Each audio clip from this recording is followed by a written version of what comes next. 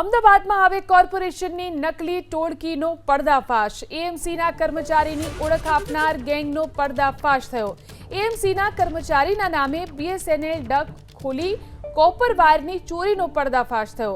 શંકા ન જાય તે માટે ટોળકી રેડિયમ જેકેટ પહેરી અને ટ્રાફિક મેનેજ પણ કરાવતા રોડ પર ખુલ્લામાં જ બીએસએનએલ ડક તોડી અને કોપર વાયરની ચોરી કરતા અત્યાર સુધીમાં અંદાજે 7 લાખના કોપરની ચોરી કર્યાનો ખુલાસો થયો છે।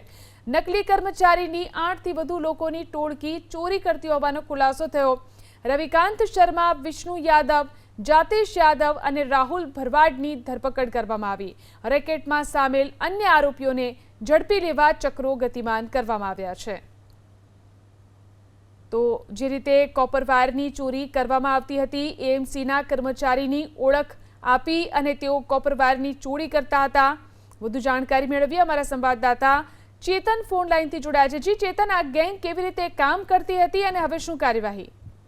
જે ડુપ્લિકેટ એએમસીના કર્મચારીઓની એક ટોળકી ઝડપાઈ છે। જો તેમના કરતૂતની વાત કરવામાં આવે તો આ જે ટોળકી છે તેમના દ્વારા એએમસી કર્મી તરીકે ખોટી ઓળખ આપી અને કાંડ કરવામાં આવતો હતો। એએમસીના જેકેટ પહેરી અને ક્રેન લાવી અને બીએસએનએલ નો જે ડંક છે તે ખોલી અને કોપર વાયરની ચોરી કરતા હતા।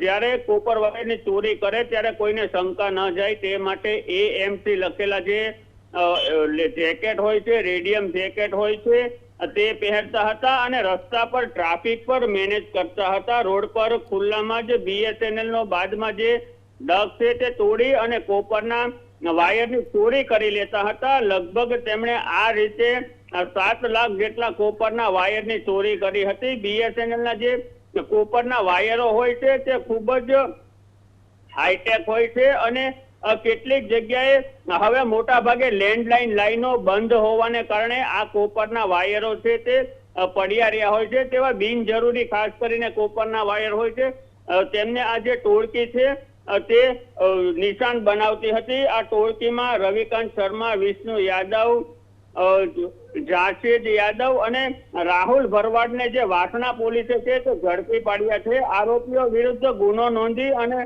વાસણા પોલીસે હાલમાં કાયદેસરની કાર્યવાહી હાથ ધરી છે। જી આભાર તમામ જાણકારી આપવા માટે।